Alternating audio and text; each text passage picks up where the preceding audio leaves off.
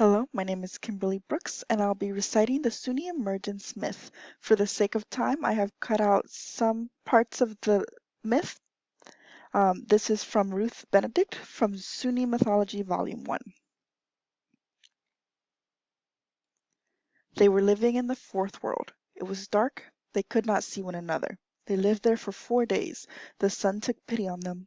He saw that the world was covered with hills and springs, but there were no people to give him prayer sticks. He thought, "My people shall come to the daylight world. This is a good world, and nobody lives in it. Let us go to the southwest." There below, the people were living in the fourth world. The two went to the southwest, and they came to the entrance to the fourth world. They went in and came to the first world. There was just a little light there. They came to the second world. It was dark. They came to the third world. It was darker still. They came to the fourth world. It was black. The people could not see each other. They felt one another with their hands and recognized their faces. They said, "Some stranger has come. Where is it that you have come from?" "It is our fathers, the Bao priests." The two answered, "We have come to bring you to the other world, where you can see him. Will you come with us?" The people answered, "Yes, we wish to go. It is nasty here. We wish to see our father's son. We have been waiting for someone to show us the way, but our brothers must come too. As the priest of the north says, so let it be." The two needed the priest of the north. He came and said, "I have come. What is it that you wish to ask?" "We want you to come to the daylight world." "Yes, we shall be glad to come. We want to see our father's son, but my brothers must come too. As the priest of the east says, so let it be." Because repetition is a feature of oral tradition and central to this myth ritual, the section above is repeated for the east, south, and west during the recitation. They said to them, "Do you know how we can get to the daylight world?" The younger brother went to the north. He took the seeds of the pine tree and planted them. He turned about, and when he came where he had planted, the pine had already grown. He turned again, and when he looked at the tree, the branches were grown to full size. He tore off a branch and brought it back to the people. The same passage is repeated again in the west, used for the silver spruce, south for the silver spruce, east for the aspen. He said, "This is all. We are ready to go up to the upper world. My people, make yourselves ready. Take these things that you live by." The Bao priests took the long prayer stick they had made from the pine of the north. They set it in the earth. The people went up the prayer stick, and came into the third world. There was rumbling like thunder. It was lighter in that world, and the people were blinded. The Bao priests said, "Have we all come out?" They answered, "Yes. It is here that we are going to live." They answered, "Not yet. This is not the upper world." They lived there for 4 days. The Brow priest took the crook of the west that they had made from the spruce. The people came up into the second world. It was twilight there, and people were blinded. They remained there for 4 days, and the two took the long prayer stick that they had made from the silver spruce of the south and set it in the earth. The people came up into the first world. It was light, like red dawn. They were dazzled, and they said, "Is it here that we shall live?" They answered, "Not yet." The people were sad. They could see each other quite plain. Their bodies were covered with dirt and with ashes. They were stained with spit and urine, and they had green slime on their heads. Their hands and feet were webbed, and they had tails and no mouths or exits. They remained there for 4 days. The Bao priests took the long prayer stick they had made from the aspen of the east, and they set it in the earth. There was rumbling like thunder, and people came up into the daylight world. The two Bao priests came first, and after them those who carried the medicine bundles. When they came into the sunlight, the tears ran down their cheeks. Younger brother said to them, "Turn to the sun and look full at our father's sun, no matter how bright it is." They cried out, for it hurt them, and their tears ran to the ground. Wherever they were standing, the sunflowers and buttercups, sprang up from the tears caused by the sun. The people said, "Is this the world where we shall live?" "Yes, this is the last world. Here you see our father's son." They remained there 4 days, and they went on. "It is time our people learned to eat." They took the corn of the witch, and they put it in the fields to its umame. When it had grown, they harvested it, and the men took it home to their wives. They smelled it, but they had no way to eat. The Bao priests were sad, and the younger brother said, "Elder brother, the people have made it to women, and I am sorry for them that they cannot eat. Let us cut them so that they can enjoy food." Elder brother agreed, and his brother said, "When everyone is asleep, we shall go to each house and cut mouths in their faces." That night, after the people were asleep, the Baal priests took their ceremonial stone knives and sharpened them with a red whetstone. They went to each house. They cut each face where the skin of the mouth was puffed up. The knife made the lips red from the red of the whetstone. They began to get hungry, and the men brought in corn and water. They ate. That night they were uncomfortable because they had no exits. Younger brother thought, "We should cut the anus so that they can defecate." We went to his brother and he said, "These people should have the anus. Let us cut it tonight when they are asleep."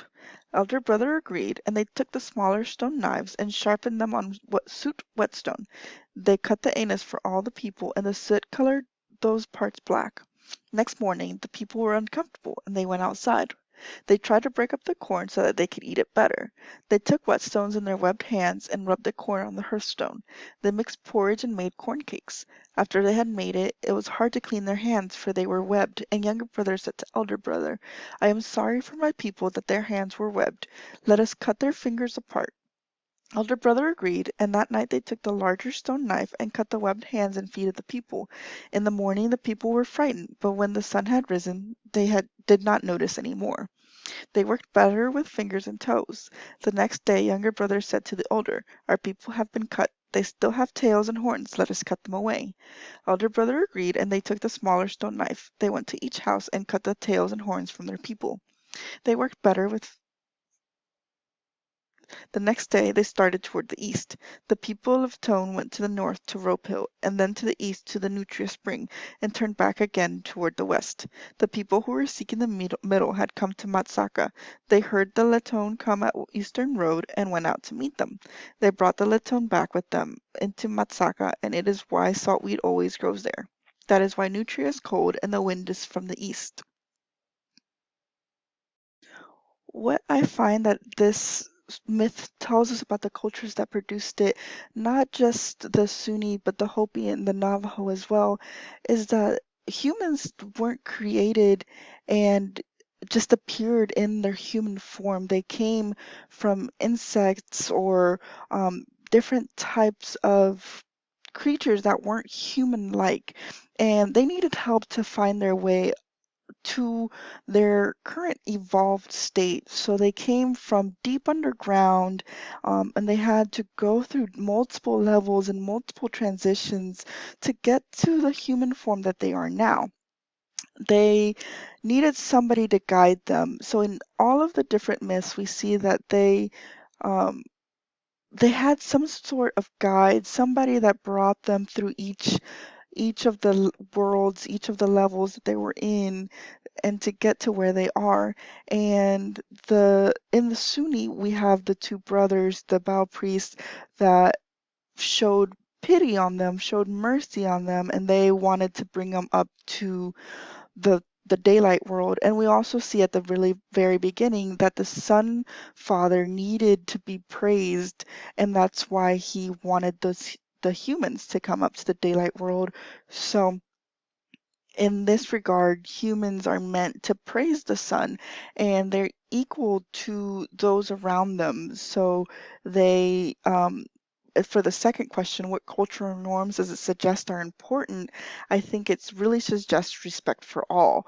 We see in a little bit more in the Hopi and in the Navajo myths that the animals are the ones that guide them. And in the Seneca myth as well, the animals are there in support. And if it wasn't for the animals and their guides, they wouldn't get to where they are now. So the Native Americans just have a complete respect for all creatures, and not just creatures, but nature, the different aspects of our human world that we see now, trees and corn, all of that.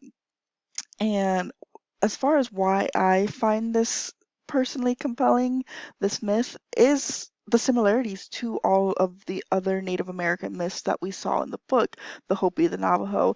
And even though the Seneca myth is a little bit different, we still see some comparisons, some relations there.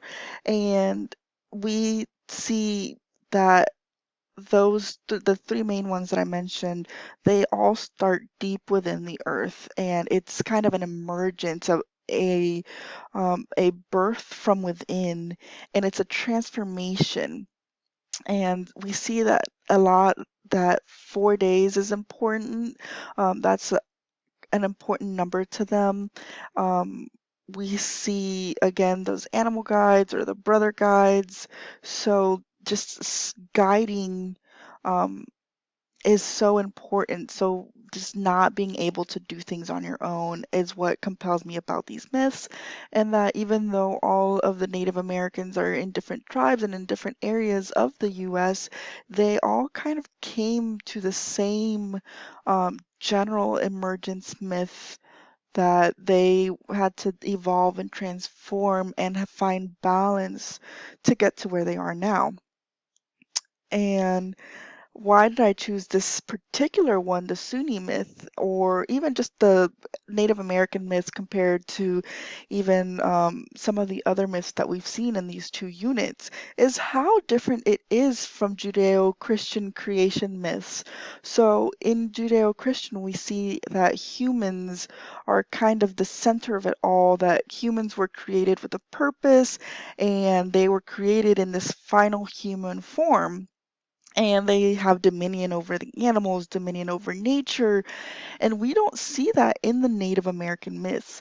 We see, again, that they came from darkness, they came from deep in the bowels of the earth, and they went through so much, and they were transformed, and they weren't human. They were these insects or these air people, or just wildly different from their final state. And that transformation is so different from Judeo-Christian, and that's what fascinated me about all the Native American myths.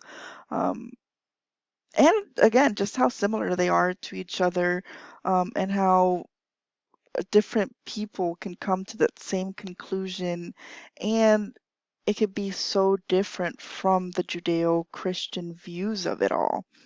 Um, so thank you for your time. That's all I have.